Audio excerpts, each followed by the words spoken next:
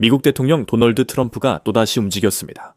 이번에는 베네수엘라에 대한 정역적인 침공을 성공적으로 이끌어내며 그 나라의 전 대통령 니콜라스 마두로를 생포했습니다. 트럼프가 그린란드 문제를 다시 언급했습니다. 트럼프 대통령은 이전에도 이런 행동을 한 적이 있습니다. 트럼프와 그의 행정부는 국가 안보 차원에서 그린란드가 필요하다고 주장하고 있습니다. 침공이 임박한 것일까요? 그렇다면 미국에 큰 충격이 올 수 있습니다. 그린란드를 침공하는 것은 미국에게 치명적인 실수가 될 것이며 이는 미국 군대와 나토 전체의 위상에 재앙적인 결과를 초래할 수 있습니다. 그 과정에서 미국이 그린란드를 차지할 수 있다는 생각 자체가 언뜻 보기에는 터무니없어 보입니다. 그 섬은 북아메리카 대륙의 일부이긴 하지만 유럽의 일부로 간주됩니다. 구체적으로는 덴마크 왕국의 소유입니다. 하지만 덴마크는 그린란드인들에게 사실상 자치권을 부여해 그들 스스로를 통치할 수 있도록 하고 있습니다. 물론 덴마크는 미국의 동맹국이며 두 나라 모두 나토 회원국입니다. 게다가 그린란드 사람들은 미국의 통제를 원하지 않습니다. CNBC 보도에 따르면 약 5만 7천 명이 거주하는 그 섬에서 실시된 여론조사 결과가 이를 보여줍니다. 대부분의 그린란드인들은 미국의 장악을 원치 않는다고 말합니다. 그렇다고 해서 그린란드인들이 덴마크의 지배에 만족한다는 뜻도 아닙니다. 그 지역의 일부 사람들은 그린란드가 100% 독립하길 원합니다. 아야 캠니츠 의원은 그린란드인들은 오랫동안 우리를 대표할 권리를 위해 싸워왔으며 우리의 일에 대해 의견을 내지 못했습니다. 라고 설명했습니다. 우리 없이 우리에 대해 말하지 마세요. 그래서 앞으로 더 큰 자치권을 얻기 위해 계속 싸우는 것이 우리에게 중요합니다. 그래서 덴마크가 그린란드를 계속 소유하는 것 자체도 이미 논란이 되고 있습니다. 하지만 미국이 그린란드를 인수한다는 생각은 거의 확실하게 거부되고 있습니다. 그러나 어떤 것도 도널드 트럼프와 그의 수사를 막지 못하는 듯합니다. 브리티시 브로드캐스팅 코퍼레이션 보도에 따르면 도널드 트럼프는 그린란드가 미국의 통제 하에 있지 않다는 것은 이 섬이 중국과 러시아 같은 미국의 전통적인 적들에게 이용될 수 있는 취약점이 된다고 주장하고 있습니다. 부동산 용어로 말하자면 도널드 트럼프는 이렇게 말합니다. 국가는 소유권을 가져가야 하고 소유권을 지켜야 하며 임대권은 지키지 않는다. 그리고 우리는 그린란드를 지켜야 할 것이다. 도널드 트럼프는 미국이 그린란드를 덴마크 동의 여부와 상관없이 쉽게든 어렵게든 차지할 것이라고 주장합니다. 그것이 직접적인 침공을 의미할 수도 있을까요? 백악관은 침묵 중입니다. 도널드 트럼프는 미국이 100명 넘는 군사 기지를 두고 있는 현재 그린란드 상황이 충분하지 않다고 말합니다. 트럼프는 국가들이 9년이나 100년 계약을 맺을 수 없다고 주장합니다. 그는 또 이렇게 덧붙였습니다. 저는 중국 사람들을 사랑하고 러시아 사람들도 사랑합니다. 하지만 그들이 그린란드에서 우리의 이웃이 되는 것은 원하지 않습니다. 그런 일은 일어나지 않을 것이고 참고로 나토도 그 점을 이해해야 합니다. 트럼프에게는 모든 것이 소유권에 달려있고 그 소유권이 있으면 미국이 원하는 대로 무엇이든 할 수 있는 능력이 따라온다고 생각합니다. 그린란드에서 스카이뉴스는 이에 대해 더 자세히 설명하면서 미국이 이 섬을 완전히 통제하고 싶어하는 더 구체적인 이유들이 있다고 언급합니다. 이 매체는 그린란드가 북극권에 있어 러시아와 미국 최단거리가 이곳을 지난다고 강조합니다. 이것은 베링 해협을 무시한 듯합니다. 해당 지역의 혹독한 추위로 해협을 중요하지 않게 여기는 것 같습니다. 미국 입장에서는 그린란드를 통과하는 잠재적 경로에 비해 덜 위협적이라는 의미입니다. 그리고 그 경로가 중요한 이유는 러시아의 대륙간 탄도미사일이 미국 동부 해안에 도달하기 위해 그린란드를 통과할 가능성이 높기 때문입니다. 미국은 실제 상황에 대비해 조기 경보 시스템 구축을 원합니다. 또한 그린란드는 새로 부상하는 북극해와 북서항로에서 중요한 역할을 할 수 있습니다. 미국은 자국과 동맹국 무역선이 항로를 자유롭게 통과하길 바라며 그린란드 통제권이 있으면 이를 실현할 수 있습니다. 그리고 그린란드엔 석유와 천연가스가 많아요. 스카이뉴스는 그린란드에 500억 배럴 석유 천연가스와 다양한 귀중한 광물, 우라늄이 있다고 전했습니다. 트럼프 행정부는 타국의 석유, 가스, 광물 자원에 큰 관심을 보인 적이 없습니다. 다만 석유가 마두로를 잡으려는 트럼프의 동기라는 발언을 제외하면 그렇습니다. 트럼프는 미국의 석유 회사들이 그 나라에 1,000억 달러를 투자해달라고 요청하기까지 했습니다. 또는 현 행정부가 우크라이나와 광물 거래를 성사시켜 미국이 이익을 얻게 했습니다. 물론 우크라이나 전쟁 후 국가 재건투자 기금 명목으로 진행된 일이죠. 빅곰은 빼고 도널드 트럼프와 행정부는 방위 문제로 움직이는 듯합니다. 그린란드의 험난한 지형 때문에 석유, 가스, 광물 자원은 접근이 어려워 부차적인 이익에 불과하지만 여기서 중요한 점은 미국이 그린란드를 원한다는 사실입니다. 그리고 트럼프는 상황에 따라 그 섬을 요청하는 것보다 더 할 의향이 있음을 시사했습니다. 다시 말해 침공이 가능할 수도 있지만 그 침공이 미국에게 반드시 성공적으로 끝날 것이라는 보장은 없습니다. 표면적으로는 그렇지 않아 보이지만 그린란드 침공과 관련해서 미국에게 유리하게 작용하는 몇 가지 요소들이 있습니다. 미국이 훨씬 약한 덴마크 군대에 비해 압도적인 군사력을 동원할 수 있기 때문에 그 섬을 점령하는 것은 전혀 문제가 되지 않을 것입니다. 글로벌 파이어파워에 따르면 미국은 지리를 제외한 모든 주요 지표에서 덴마크를 압도합니다. 지리에 대해서는 잠시 후 다시 언급하겠습니다.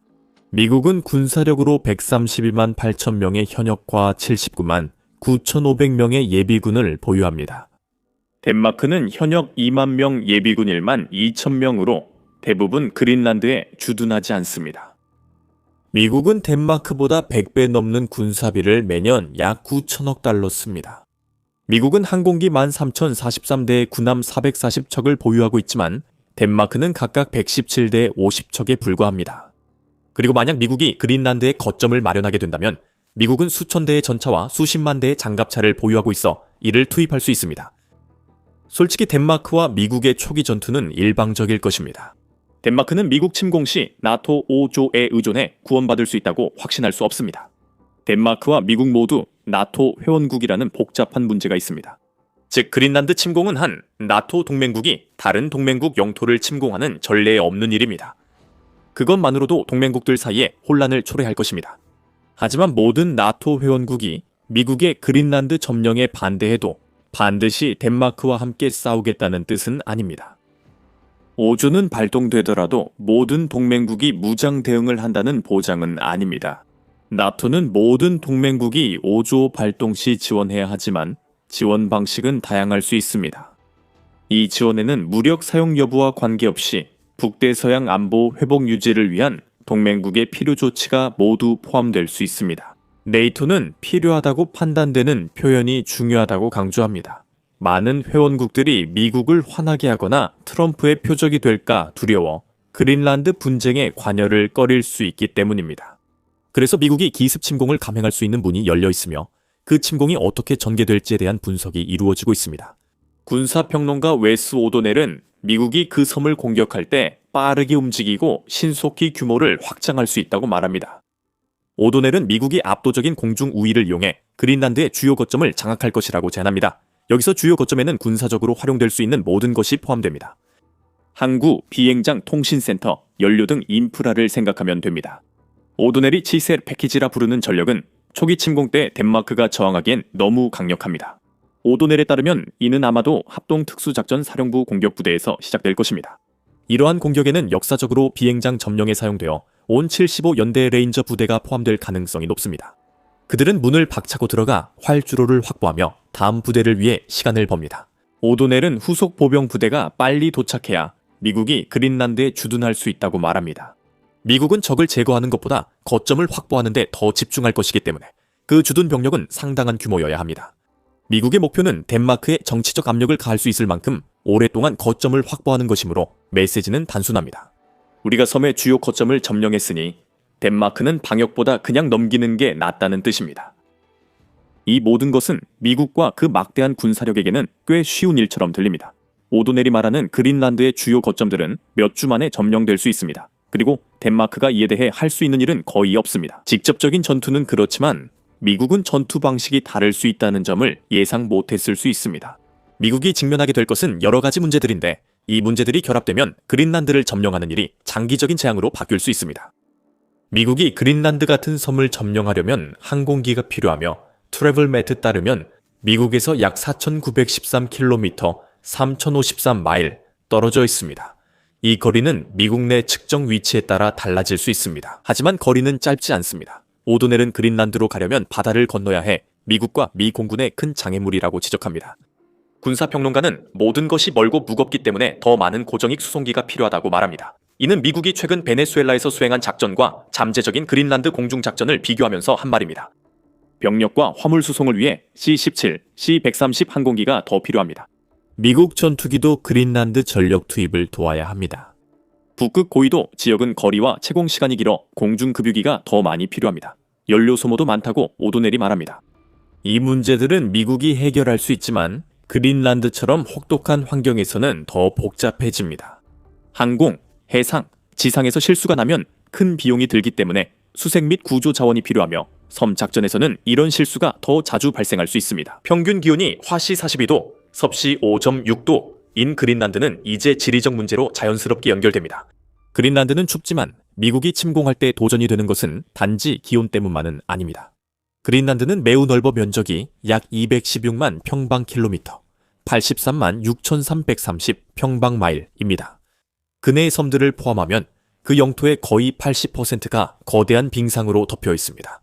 침공군이라 해도 감당하기 힘든 넓은 영토입니다. 군대는 앞서 언급한 거점 점령에 집중했지만 이 거점들은 서로 멀리 있습니다. 그린란드의 드문 심해안과 비행장들은 넓게 퍼져 있어 섬 공격에 지리적 어려움을 더합니다. 추위를 고려하면 장비 고장, 보급 마비, 미준비 병사들이 얼어붙는 상황이 됩니다. 동그린란드도 문제입니다. 거센 바람이 이 섬 동부 지역을 가장 잘 설명하는 말입니다. 때로는 이 바람이 폭풍으로 변해 병사와 장비를 눈으로 덮습니다. 비짓 그린란드는 피타락이라는 카타바틱 바람이 동부 지역의 바람을 갑자기 고요함에서 강풍으로 바꿀 수 있다고 설명합니다. 최고 시속 324km, 즉 약 201마일에 달하는 속도로 불 수 있습니다. 군대 규모가 아무리 크더라도 이런 지형과 날씨가 장비에 큰 피해를 주면 고장은 흔하게 발생할 수밖에 없습니다. 강풍은 평범한 작전도 악몽으로 만들 수 있습니다. 추위가 오면 고무는 딱딱해지고 윤활유는 걸쭉해지며 광학 장비에 김이 서립니다. 모두 작전을 어렵게 만듭니다. 아무리 잘 세운 계획이라도 한순간에 산산조각 날 수 있습니다. 그린란드는 작전 속도와 미국의 성공 여부에 영향을 줄 수 있습니다. 이는 기습 침공이 예상보다 훨씬 느려질 수 있음을 대듯합니다. 또한 덴마크가 어느 정도 저항할 수도 있습니다. 덴마크는 언급한 이유들로 미국과 정면 대결하지 않을 것입니다. 그린란드 지식을 바탕으로 덴마크는 미국과 정면 대결은 어렵지만 미국의 완전 장악을 막는 데 많은 일을 할 수 있습니다. 오도넬에 따르면 덴마크는 다른 북유럽 국가들과 동맹을 맺을 가능성이 높습니다. 네이토가 어떻게 대응해야 할지 혼란스러운 상황에서 덴마크, 핀란드, 스웨덴, 노르웨이를 포함한 임시 북유럽 연합이 등장할 수도 있습니다. 이들은 나토 지휘체계 밖에서 이러한 연합을 구성할 것입니다. 오도넬은 이를 덴마크와 그린란드에 선출된 정부를 지원하는 집단적 자위로 규정할 것이라고 말합니다. 오도넬 시나리오에서 미국은 한 나라에서 네 나라와 싸우게 되지만 이 연합의 목적은 정복이 아닙니다. 오도넬은 목표가 정복이 아니라 거부라고 말합니다. 거점 확보, 증원, 비용을 방해하는 것입니다. 워싱턴이 물러서거나 협상에 나설 때까지 그린란드는 접근성, 물류, 정당성을 둘러싼 경쟁의 장이 됩니다. 우리는 우크라이나에서 비슷한 상황을 본 적이 있습니다. 물론 오도넬이 제안한 북유럽 연합이 원하지 않는 더 많은 유혈 사태가 있었습니다. 우크라이나는 러시아를 느리게 이동하게 하고 경제 군사적으로 서서히 소모시키는 전술을 장거리 타격 능력 개발 후 사용하고 있습니다. 2025년 1 월 8월 우크라이나의 장거리 타격으로 러시아는 741억 달러 손실을 입었습니다. 노르딕 연합이 미국을 공격하는 일은 현실적으로 불가능합니다. 하지만 연합군은 미국을 충분히 위협할 군사 자산을 보유하고 있어 미국이 그린란드에 전력을 집중하기 어렵습니다. 시큐어 월드에 따르면 스웨덴은 정보 수집 능력 덕분에 이 상황에서 매우 귀중한 존재가 될 것입니다. 2022년으로 돌아가 보면 스웨덴은 사이버 방어, 정보 통제, 감시 분야에서 상위 10 위안에 들었습니다. 오도넬은 스웨덴이 정보 수집에 능하며 S백이 공중 플랫폼 이 핵심 자산이라고 했습니다. 그 플랫폼은 항법 장비, 레이더, 무기 시스템 신호를 탐지해 덴마크의 미국 움직임을 예측할 조기 경보 시스템을 제공합니다. 여기에 사브 340A번 Early Warning Mic C까지 더하면 한 국가가 수집하는 막대한 양의 정보가 전체 연합군에 의해 활용될 수 있습니다. 오도넬은 미국의 위협이 될 노르딕 연합의 다층 항공 방어 체계를 설명합니다. 이 전략에서 스웨덴은 S배기와 사브 340을 발트해와 남부 스칸디나비아에 배치해 덴마크가 그린란드에 집중할 수 있게 합니다. 스웨덴은 공중 감시와 신속 대응을 위해 그리펜 전투기를 지원할 예정입니다. 이 전투기들은 지역 방어를 가능하게 하고 지상 방공 시스템과 결합 시 미국이 거점 점령을 훨씬 어렵게 만듭니다. 즉, 북유럽 연합은 덴마크와 동맹국들이 미국 군수 지원을 방해하는 동안 덴마크의 군수 지원을 안전하게 유지할 것입니다. 또한 그린란드는 미국이 확보해야 할 섬이기 때문에 미군과 장비의 안전한 통로가 필요합니다. 이 통로 구축을 막는다고 덴마크와 북유럽 동맹이 미국을 패배시키는 건 아니지만 미국 작전을 지연시켜 더 많은 시간과 비용, 정치적 의지를 소모하게 할 것입니다. 해상 전투도 고려해야 합니다. 미국은 그린란드 근처에 항공모함을 배치해 공습을 쉽게 하고 병력과 장비 수송을 위해 함선을 이용하려 할 것입니다. 미국의 그린란드 침공은 해군 구축함을 중심으로 진행되며 단순 공습이 아니라 통제권 장악을 위한 본격 작전으로 전환됩니다. 오도넬은 미국이 지속적으로 통제하려면 해상 보급로가 필요하다고 말합니다. 덴마크와 그들이 모을 수 있는 모든 동맹국들은 그 해상 보급로를 매 순간마다 방해할 것입니다. 그런 방해는 어렵습니다. 미국이 잠수함, 항공모함, 상륙군을 투입해 보급선이 그린란드로 항해하도록 지원할 것입니다. 덴마크는 동맹국과 힘을 합쳐도 미국 해군을 이기진 못하지만 미국의 보급선은 방해할 수 있습니다. BBC에 따르면 시리우스 순찰대는 냉전 시대부터 존재하며 핵심 역할을 합니다. 이 순찰대는 6개의 개썰매 팀으로 각 팀에 덴마크 왕립 해군 병사 2명이 탑니다. 이들은 매년 6개월 동안 16만 평방킬로미터, 즉 6만 평방마일에 달하는 그린란드 지역을 순찰합니다. 개썰매 팀이라는 언급이 다소 고풍스럽게 들릴 수도 있습니다. 하지만 이 순찰대원들은 특수부대 출신으로 그린란드의 혹독한 기후를 누구보다 잘 이해합니다. 시리우스 순찰대는 그린란드 전역에서 생존을 위해 보급품을 미리 비축했을 가능성이 큽니다. 그들은 섬의 연료 저장고와 발전 장치 위치를 압니다. 이 순찰대는 미군을 직접 공격하지 않고 비밀리에 미군이 그린란드에 상륙 후 의존하는 군수 거점을 파괴할 것입니다. 이건 미국을 이기려는 게 아니라 그린란드 침공이 너무 힘들고 가치 없게 느끼게 하는 게 목적입니다. 오도넬이 말했듯이 핵심은 보급 유지 계산입니다. 겨울에 며칠치 보급품을 운반할 수 있고 북극에서 몇 번 출격하며 급유기 수와 다른 임무에서 얼마나 전환 가능한지가 관건입니다. 해설자가 덧붙입니다. 마지막 요점이 특히 중요한데 미국이 막대한 군사력을 보유하고 있다고 해서 그 모든 군사력을 그린란드에 투입한다는 의미는 아니기 때문입니다. 미국은 전 세계 750개 군사기지 때문에 자신과 기지를 무방비로 둘 수 없습니다. 덴마크가 오래 버티면 미국의 그린란드 침공은 소모전이 됩니다. 병력과 장비의 소모전이 아니라 시간과 정치적 의지를 소모시키는 전쟁이 되는 것이죠. 이 모든 동안 미국은 다른 나토 동맹국들과의 관계를 점점 더 악화시키게 되는데 미국이 그린란드를 얻기 위해 이런 관계가 무너지는 것을 감수할 수 있을까요? 그게 바로 가장 큰 질문입니다. 만약 트럼프가 자신의 위협을 실행에 옮긴다면 그린란드의 수호자들은 미국이 이 질문에 답하도록 압박할 것입니다. 하지만 지금 미국은 다른 잠재적인 목표들에 관심을 돌렸을지도 모릅니다. 이라는 민감한 문제로 트럼프는 그곳 집권 정권 전복을 원하는 시위대를 공개해 지지해왔습니다. 미국은 그 정권을 완전히 끝내기 위한 결정을 내릴 직전에 있을지도 모르며 만약 그렇게 된다면 러시아가 다음 순서가 될 수도 있습니다. 자세한 내용은 영상에서 확인하시고 미국의 그린란드 관련 소식은 The Military Show 구독으로 받아보세요. 시청해주셔서 감사합니다.